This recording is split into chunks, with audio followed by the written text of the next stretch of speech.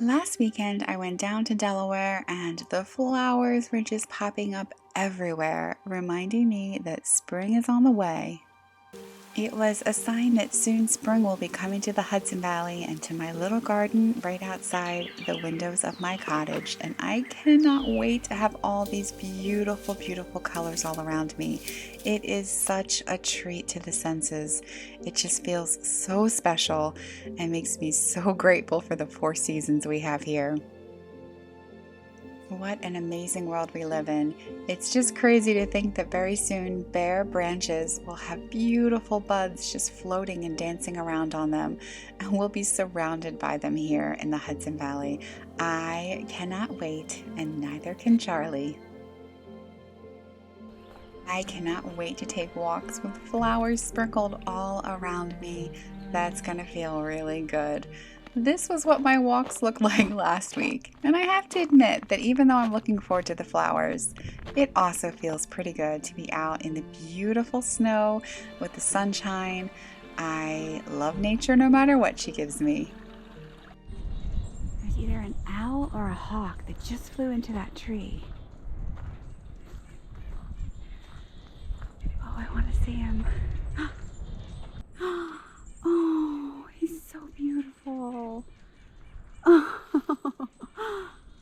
Oh. You can't really see here, but it was the most beautiful, beautiful owl.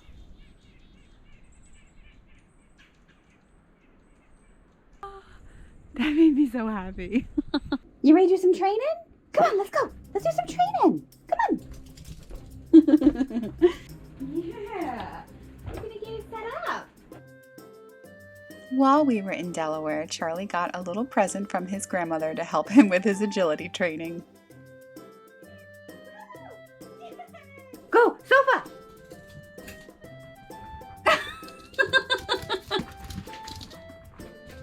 Come! Yes! High five! Buddy! Come!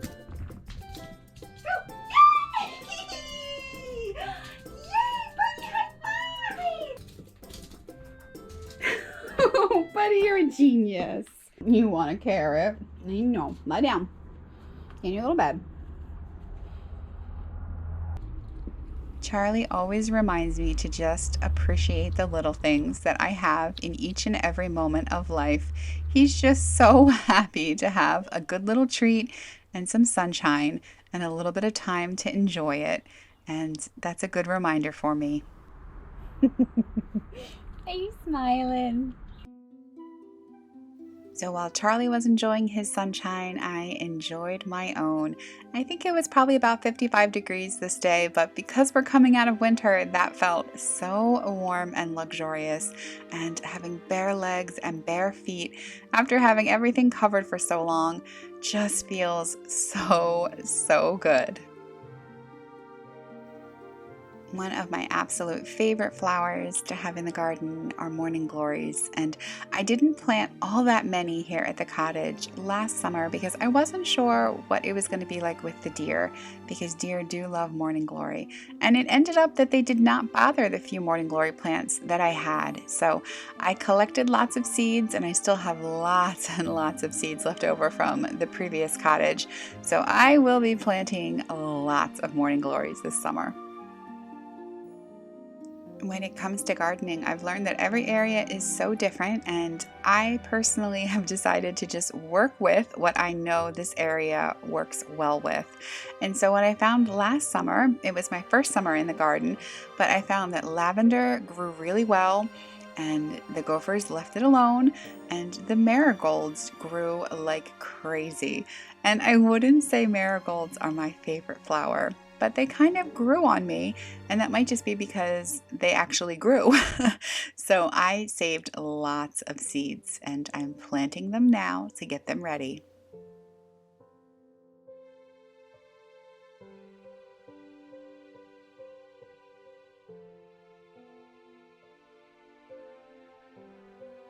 This literally felt like medicine, having my fingers in the dirt, being in the sunshine, having my little Charlie with me.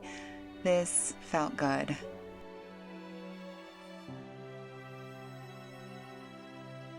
Now, because marigolds aren't exactly my favorite flower, I have never planted them before, but as you can see, I have so many marigold seeds. This isn't even all of the ones that I have.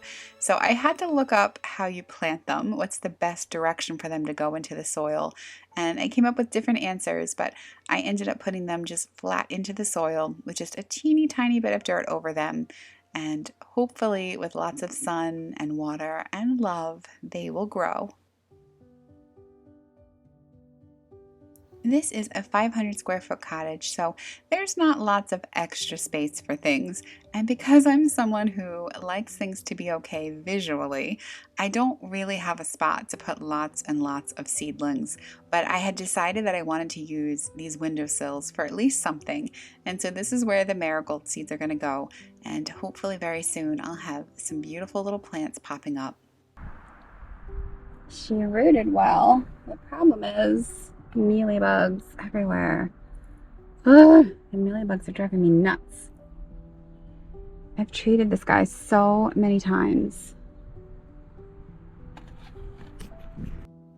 Oh, these mealybugs. I've tried everything I know to try, from neem oil to baking soda to vinegar to rubbing alcohol. You name it, I have tried it, and I've cleaned them so thoroughly, but they just keep coming back. The only time they stay away is when my figs are outside in the summer, so hurry up, summer.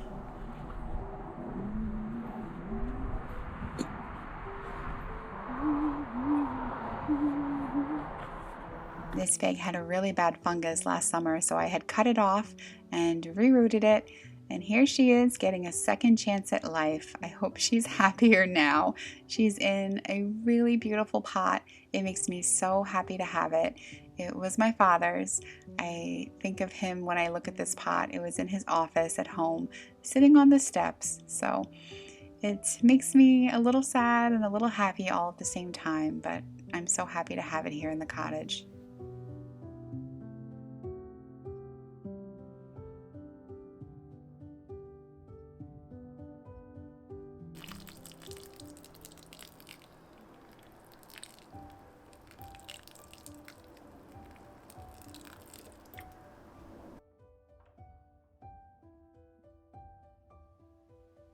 Isn't it crazy to think that these little teeny tiny seeds will turn into beautiful morning glory flowers? That never ceases to amaze me. I can't wait until I have these beautiful little vines crawling up everything I can plant them at. I hope to put them just everywhere this summer, and hopefully the deer will just stay away. I am so looking forward to gardening this year. And there's some other things I'm looking forward to as well. So I decided it was high time I sat down and made myself a bucket list. I've been trying to make a bucket list for each season, and I was planning on doing one for spring, but then things just got a little busy and I completely forgot. Thankfully, a lovely lady commented here asking if I was planning on making a spring bucket list, and that reminded me that I need to do that.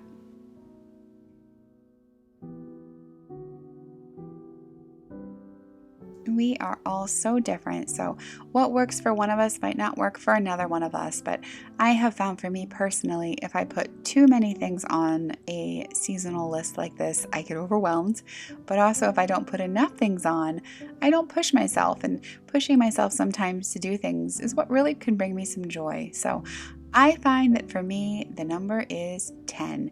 10 things. And these are not 10 giant things like take a trip to Paris in April, although that would be really nice. But these are 10 little things with a few slightly bigger things sprinkled in. So this spring, I want to pick flowers for a friend, maybe surprise them even, have a picnic in Central Park, to do a daily gentle act for my body. I really want to go to this beautiful farm not far from here and have brunch. I want to make sure I take an early summer swim while the water is still really cold, paint outside in the woods, take a long walk in the rain, spend the afternoon at the beach with Charlie before dogs aren't allowed on the beach, buy myself fresh tulips, and invite a friend for a tea party picnic. I cannot wait to do all those things, all while enjoying the beautiful flowers as they pop up one by one here at the cottage. So those are my plans for this spring. What about you? What do you think is going to make it onto your bucket list? Please share in the comments below so we can all read and see, and maybe even get some fun ideas from each other.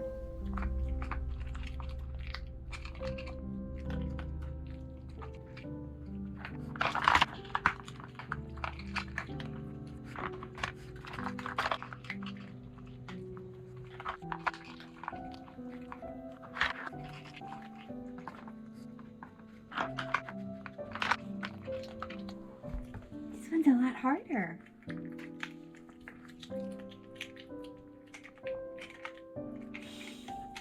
You got that one. Good job, buddy. You gotta spin it. You gonna spin it? It's tricky, buddy.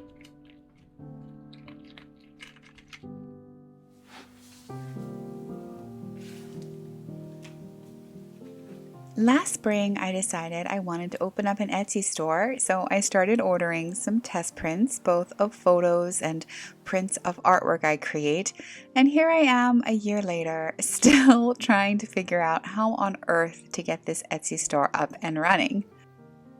There are lots of different things I would love to put into the store, even seeds that I harvest from the cottage area here, and definitely the paintings that I've been working on for years now.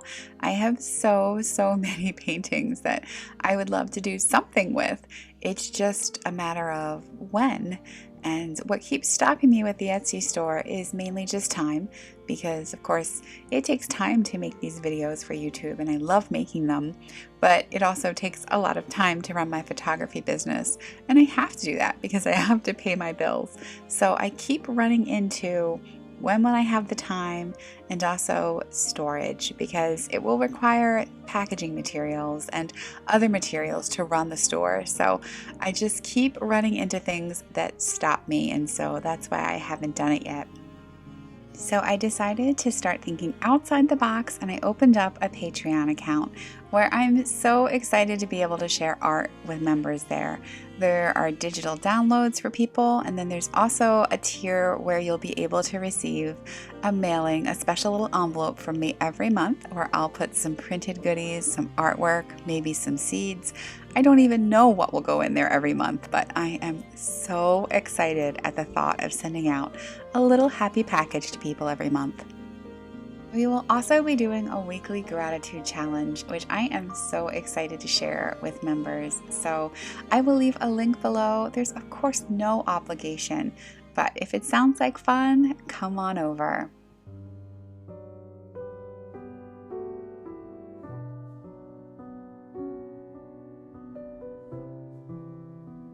A very smart lady left a message the other day when I made some banana bread on a recent video, and she said she puts her bananas in the oven first to caramelize them to make them even sweeter, which I thought was genius, and I knew I had to try it. These bananas are actually not even all that ripe, so I thought they'd be a perfect experiment, and rather than doing them in the oven, I just did them right on the stove top to heat them up a bit with some butter and see what would happen.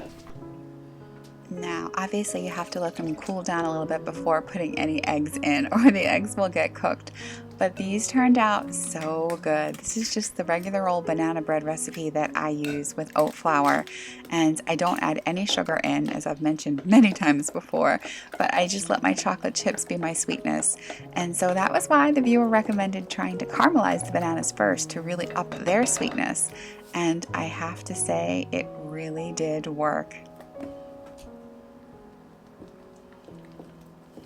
I normally use bananas that are almost spoiled, they're so ripe, and these were actually just the right ripeness for eating, not for baking. So they were not that sweet at all, and adding in that little extra step of cooking them up just to bring the flavor out was amazing, and I can only imagine how sweet it would be if they were actually really ripe as well. But these turned out so yummy. I will will end this video with a quote I read today that I just loved. It said, "Plenty of people miss their share of happiness, not because they never found it, but because they didn't stop to enjoy it." So I hope that this weekend you stop many, many times to enjoy all of the beauty around you. Thank you so much for being here, friends.